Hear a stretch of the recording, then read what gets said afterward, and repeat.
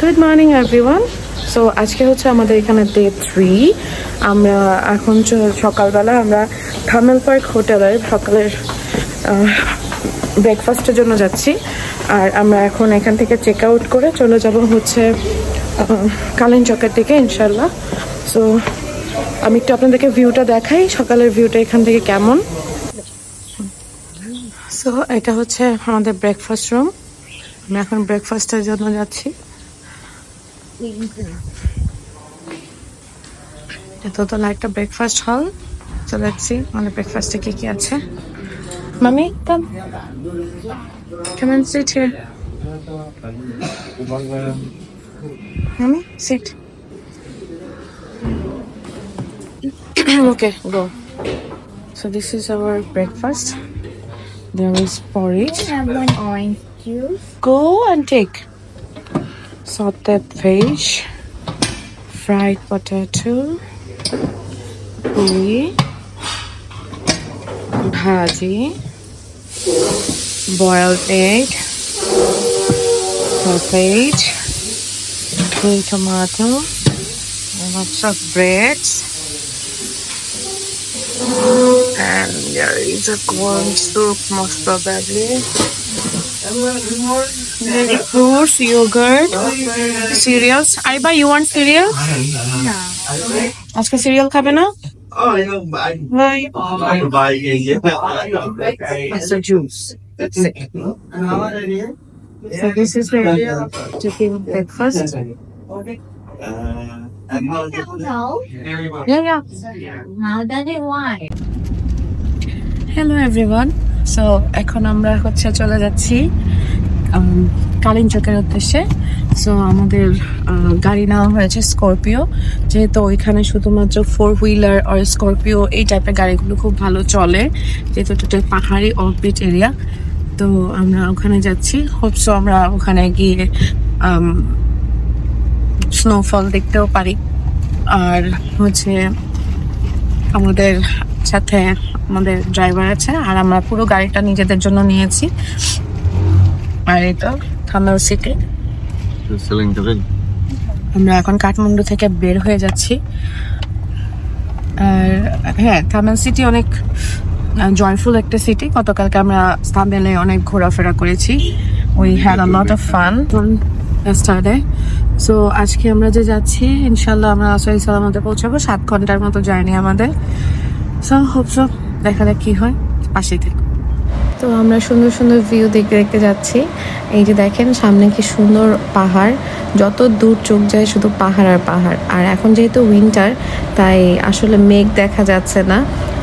যতই উপরে দিকে উঠছি মেঘগুলো একটা জায়গার মধ্যে, নির্দিষ্ট জায়গার মধ্যে জট বেঁধে থাকে। বাট যদি আপনি বর্ষাকালে আসেন তখন দেখা যাবে যে মেঘগুলো আপনাকে ক্রস করছে, এরকম একটা ফিল আসে। তো আমরা একটা শহরে চলে এসেছি।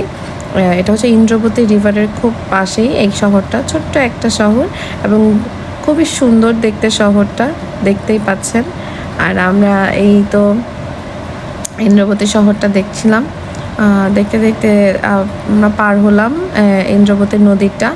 ইন্দ্রবতী নদীর যে ব্রিজটা দেখতে অনেক সুন্দর। আর দুই পাশে পাহাড় থাকাতে এর মাঝখানের যে মানে ভিউটা, এটা দেখতে অসম্ভব সুন্দর লাগছিল। শুধু অবাক হয়ে দেখছিলাম এই সৌন্দর্যগুলো। তো আমরা এখন ইন্দ্রবতী নদীটার যে ব্রিজটা, সেখানে কিছুক্ষণ হাঁটাহাঁটি করলাম, যেহেতু আমরা অনেকক্ষণ গাড়িতে ছিলাম, একটা ব্রেক নেওয়া দরকার ছিল এই জন্য। তো এখন ব্রিজটা দেখে আমরা চলে যাচ্ছি হচ্ছে ইন্দ্রবতী নদী ব্রিজের পাড়ে যে একটা ছোট শহরটার নাম আসলে আমি খেয়াল করিনি। তো সেই শহরটার দিকে আমরা একটু বাজারের দিকে নেমেছিলাম, যেহেতু দুই পাশের শহরই খুব ছোট ছোট একটা দুইটা শহর, দেখতেও খুব সুন্দর কালারফুল ছিল। আর যেহেতু টেম্পারেচার অনেক কম, তো বাইরেও প্রচণ্ড ঠান্ডা লাগছিল আমাদের।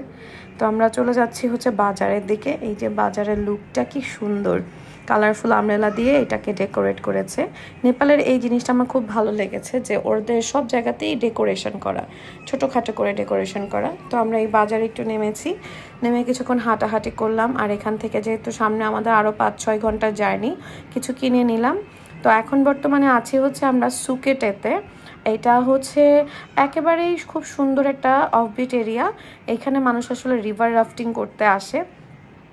তো আমরা যখন এই দিক দিয়ে পাস বাই হচ্ছিলাম তখনই প্ল্যান করেছিলাম যে এখানে আমরা থাকবো, আমরা একটা দিন এখানে স্টে করব যেদিন আমরা ব্যাক করব কালিঞ্চক থেকে। তো এই তো আমরা ধীরে ধীরে উপরের দিকে উঠছি। আর এই নেপালের একটা বিশেষত্ব হচ্ছে গিয়ে প্রত্যেকটা এরিয়া খুব কাছে কিন্তু খুব উঁচুতে। আমাদের কালিঞ্চক যেতে মিনিমাম 3টা পাহাড় পার হতে হয়েছে একদম উপরে, এবং আপস অ্যান্ড দেন ডাউনস, দেন আবার আপস দেন ডাউনস, এভাবে আমাদেরকে রাস্তায় মুভ করতে হয়েছে। আর রাস্তাগুলো মোটামুটি ভালো ছিল, একেবারেই যে ভালো তা না। আমরা ইন্ডিয়াতেও যখন এরকম সিকিম গিয়েছিলাম বা দার্জিলিং গিয়েছিলাম, ওদের রোডগুলো খুব বেশি ভালো ছিল, কিন্তু নেপালের রোডগুলো আবার তুলনামূলক অতটা ভালো না। জায়গায় জায়গায় ভাঙা, কিছু জায়গায় ভাঙা, কিছু জায়গায় আবার ঠিক এরকম।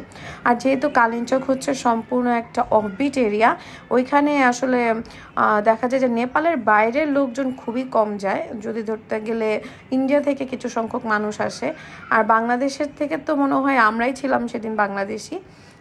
খুব কমই মানুষ চিনে এই এরিয়াটা। বাট আই মাস্ট সে, যারা নেপাল যাবেন তারা অবশ্যই কালিঞ্চকের জন্য একটা দিন আপনারা রাখতে পারেন যদি স্নো শাওয়ার দেখতে চান। তো আমরা এইভাবে দেখতে দেখতে চলে আসলাম হচ্ছে মুরেতে। এই মুরেটা হচ্ছে একটা ছোট একটা গ্রাম, এটাও পাহাড়ের অনেক উঁচুতে, প্রায় 11,000 ফিট উপরে ছিল মুরে এই গ্রামটা।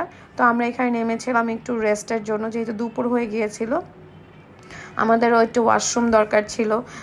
তো যার কারণে হচ্ছে আমরা এখানে এসেছি। আমরা একটু হোটেলে দেখছিলাম খাবার পাওয়া যায় কিনা, বাট ওদের যে খাবারগুলো সেগুলো আসলে আমার রুচিতে আসছিল না। তো যার কারণে আমরা এখানে আর কিছু খাইনি। তো আমরা আবার যাত্রা শুরু করলাম। যাত্রা শুরু করতেই কিছুর পর যেতেই দেখি যে খুব সুন্দর এরিয়াতে ছোট ছোট অল্প অল্প কি বলে বরফ জমেছিল। তখন থেকে আমরা খুব এক্সাইটেড ছিলাম যে আমরা বরফ দেখতে যাব, আর আমরা বরফের এরিয়াতে চলে এসেছি। অ্যাজ উই নিউ দ্যাট আমরা যেদিন যাব তার আগের দিন রাতে প্রচুর পরিমাণে বরফ স্নো শাওয়ার হয়েছে, তার মানে আমাদের একটা হাইলি চান্স আছে শুধু স্নো দেখার।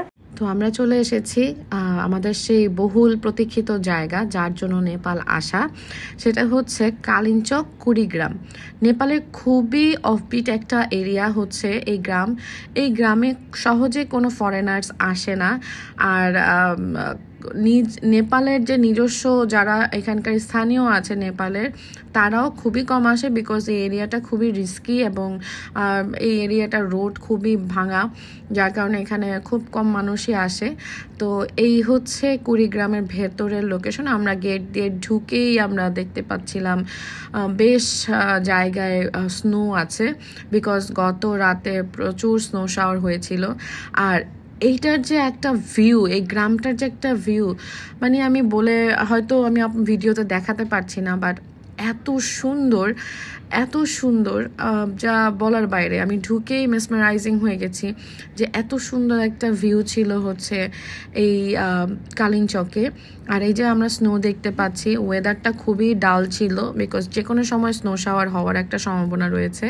আর আমরা আসলে নিজেদের কন্ট্রোল করতে না পেরে রাস্তার পথিমধ্যেই আমরা নেমে গিয়েছি স্নো খেলার জন্য। তো আমি আর আরিবা পুরোপুরি বাচ্চা হয়ে গিয়েছিলাম literally, because it was our first time to see snow in live. তো আমরা পুরোপুরি বাচ্চাদের মতো বিহেভ করছিলাম, স্নো বল বানিয়ে খেলছিলাম। তো যাই হোক, ওখানকার যে আদিবাসীরা ওখানকার সবাই বলছিল যে আপনারা তো আরও 2 দিন থাকবেন, প্রচুর স্নো দেখতে পাবেন। বাট আমাদেরকে ঠেকায় কে, আমরা প্রচুর মজা করছিলাম এখানে। আরিবা আমি স্নো খেলছিলাম। আর এইটার যে ভিউ, ভিউটা দেখেই মাশাআল্লাহ মন ঠান্ডা হয়ে গেছে। মনে হচ্ছিল যে নেপাল আসা আমার সার্থক, বিকজ নেপালে সবাই নির্দিষ্ট কিছু জায়গায় যায়, কিন্তু এই জায়গাটায় খুব কমই আসে। আমি হাইলি রেকমেন্ড করব যারা ভবিষ্যতে নেপাল যাওয়ার প্রিপারেশন নেবেন তারা অবশ্যই অবশ্যই অবশ্যই এই এরিয়াতে 100% একবার ভিজিট করে যাবেন। খেললাম তো এই জায়গাতে এখন কিছু স্নো দেখা যাচ্ছে। গতকাল রাতে অনেক স্নো পড়েছে, যার কারণে হচ্ছে এখানে প্রচন্ড পরিমাণ স্নো দেখা যাচ্ছে। আর এই হচ্ছে ভিলেজ, এই হচ্ছে কুড়ি ভিলেজ। আলহামদুলিল্লাহ আমরা সহি সালামত কুড়ি ভিলেজে পৌঁছে গেছি। আর বাংলাদেশে খুব কমই আসে এই ভিলেজটাতে, আমরা আসার সাহস করেছি। আর আলহামদুলিল্লাহ আমরা চলে এসেছি। রাস্তা একটু খারাপ, বাট ইটস ওর্দি। তো আজকে এই পর্যন্তই। নেক্সট টাইম আমরা কুড়ি ভিলেজে কি কি অ্যাক্টিভিটিস করব এই নিয়ে আরেকটি ভ্লগ আসছে। সেই পর্যন্ত আমাদের পাশেই থাকবেন এবং চ্যানেলটি সাবস্ক্রাইব করবেন। আল্লাহ হাফেজ।